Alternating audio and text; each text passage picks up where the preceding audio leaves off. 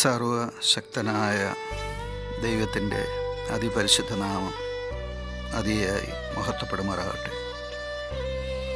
നിങ്ങൾ ശ്രവിക്കുന്നത് Jesus voice message. എല്ലാ ശ്രോതാക്കൾക്കും കർത്താവായ യേശുക്രിസ്തു നാമത്തിൽ സ്വാഗതവും സ്നേഹവന്ദനവും അറിയിക്കുന്നു. അല്പസമയ ധ്യാനത്തിന് ഒരു തിരുവചനം വായിക്കുന്നു. സങ്കീർത്തനം 91:14 തിരുവചനം. അവൻ എന്നോട് പറ്റിയിരിക്കയാൽ ഞാൻ അവനെ വിടുവിക്കും.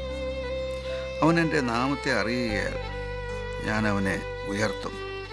കർത്താവിൽ പ്രിയരെ, നാം വായിച്ചു കേട്ട 91 സങ്കീർത്തനം 14 തിരുവചനത്തിൽ ദൈവം തൻ്റെ ഭക്തന്മാരോട്, തന്നിൽ വിശ്വസിക്കുന്നവരോട്, തന്നെ ആരാധിക്കുന്നവരോട് സംസാരിക്കുകയാണ്.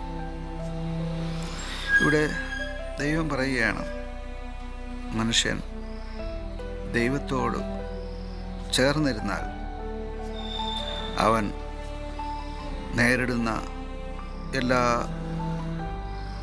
യുദ്ധസമാനമായ പരീക്ഷകളിൽ നിന്നും ദൈവം അവനെ വിടുവിക്കുമെന്ന്. മാത്രമല്ല, ദൈവം എല്ലാ ശോധനകളിൽ നിന്നും പരീക്ഷകളിൽ നിന്നും അവനെ വിടുവിക്കുമെന്ന് പറഞ്ഞിട്ട് തുറന്നു പറയുകയാണ്, ഈ ദൈവഭക്തൻ ദൈവത്തിൻ്റെ നാമത്തെ അറിയുന്നു എന്ന കാരണത്താൽ അവനെ ഉയർത്തുമെന്ന്. നമ്മുടെ ജീവിതത്തിൽ ഉയർച്ചയും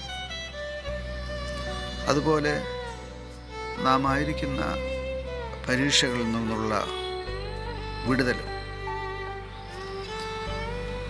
ഈ കാര്യങ്ങൾ സംഭവിക്കുന്നതിന് നമുക്ക് ആവശ്യമായിരിക്കുന്ന സമർപ്പണം ദൈവത്തോട് ചേർന്നിരിക്കലാണ്. ദൈവത്തിൻ്റെ നാമത്തെ കൂടുതൽ അറിയുക എന്നുള്ളതാണ്. നാം ദൈവത്തോട് പറ്റിയിരിക്കുക എന്നാൽ നാം ദൈവത്തിൽ വിശ്വാസമർപ്പിക്കുക എന്നുള്ളതാണ്. ദൈവത്തിൻ്റെ നാമം വിളിച്ചപേക്ഷിക്കുക എന്നുള്ളതാണ്. ദൈവത്തിൽ ശരണപ്പെടുക എന്നതാണ്. അങ്ങനെയാണ് ദൈവത്തോട് പറ്റിയിരിക്കുന്നത്. ഇങ്ങനെ നാം ദൈവത്തെ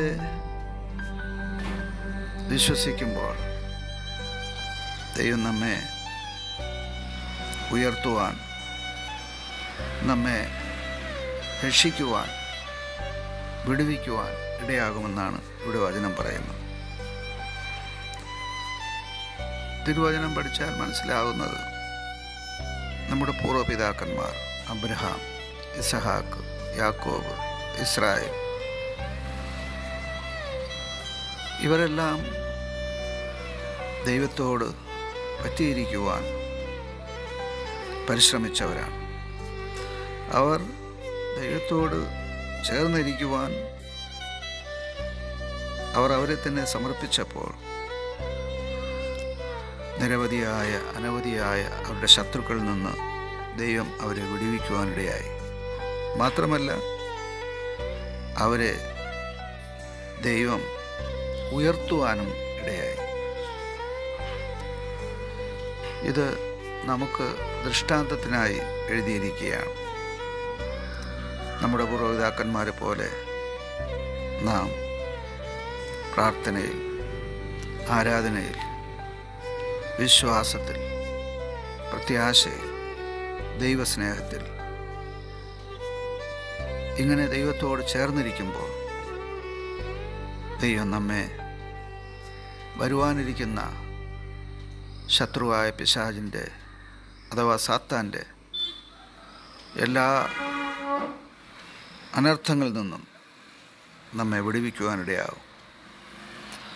നാം ദൈവത്തിൻ്റെ നാമത്തെ അറിയുന്ന കാരണത്താൽ, അഥവാ യേശുവിൻ്റെ നാമത്തെ അറിയുന്ന കാരണത്താൽ ദൈവം നമ്മെ ഉയർത്തുമെന്നാണ് ഇവിടെ പറഞ്ഞിരിക്കുന്നത്. ഈ അനുഗ്രഹങ്ങൾ പ്രാപിക്കുവാൻ ദൈവത്തോട് പറ്റിയിരിക്കുക. ദൈവത്തിൻ്റെ നാമത്തെ കൂടുതൽ അറിയുവാനായിട്ട് തിരുവചനം വായിക്കാം, ധ്യാനിക്കാം, ദൈവത്തെ മഹത്വപ്പെടുത്താം. ഈ തിരുവചനങ്ങളാൽ സർവശക്തനായ ദൈവം നിങ്ങളെ സമൃദ്ധിയായി അനുഗ്രഹിക്കുമാറാകട്ടെ. ആമേൻ. ദേശത്തിൽ ഞാൻ അനുഗ്രഹിക്കപ്പെടും, ജോലിയിൽ ഞാൻ അനുഗ്രഹിക്കപ്പെടും. ദേശത്തിൽ ഞാൻ അനുഗ്രഹിക്കപ്പെടും, ജോലിയിൽ ഞാൻ അനുഗ്രഹിക്കപ്പെടും. എൻ്റെ വീട്ടിൽ ആഹാരം കുറയുകില്ല, ആവശ്യങ്ങളൊന്നുമേ മുടങ്ങുകില്ല. എൻ്റെ വീട്ടിൽ ആഹാരം കുറയുകില്ല, ആവശ്യങ്ങളൊന്നുമേ മുടങ്ങുകില്ല. എൻ്റെ ദൈവത്താൽ നിശ്ചയം അനുഗ്രഹം പ്രാപിച്ചിടും ഞാൻ. തൻ്റെ വചനം പോലെ ഞാൻ ചെയ്യും, തൻ്റെ വഴിയിൽ തന്നെ നടക്കും.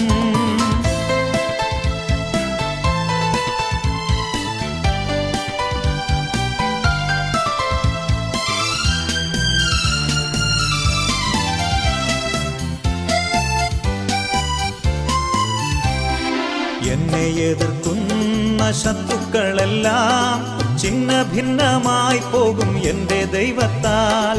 എന്നെ എതിർക്കുന്ന ശത്രുക്കളെല്ലാം ഛിന്ന ഭിന്നമായി പോകും എൻ്റെ ദൈവത്താൽ.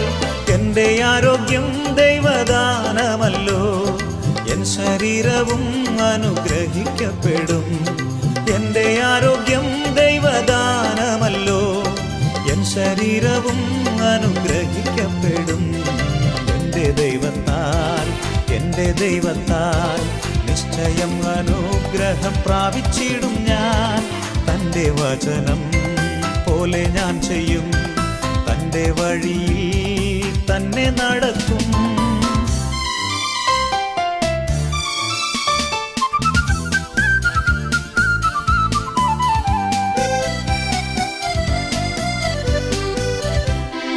ജീവിത പങ്കാളിയും എൻ്റെ മക്കളും എൻ്റെ സമ്പത്തും അനുഗ്രഹിക്കപ്പെടും.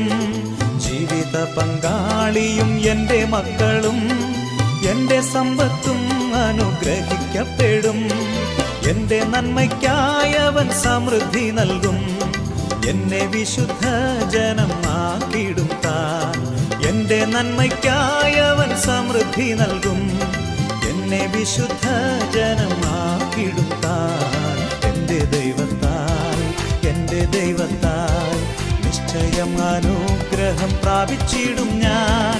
തൻ്റെ വചനം പോലെ ഞാൻ ചെയ്യും, തൻ്റെ വഴിയിൽ തന്നെ നടക്കും.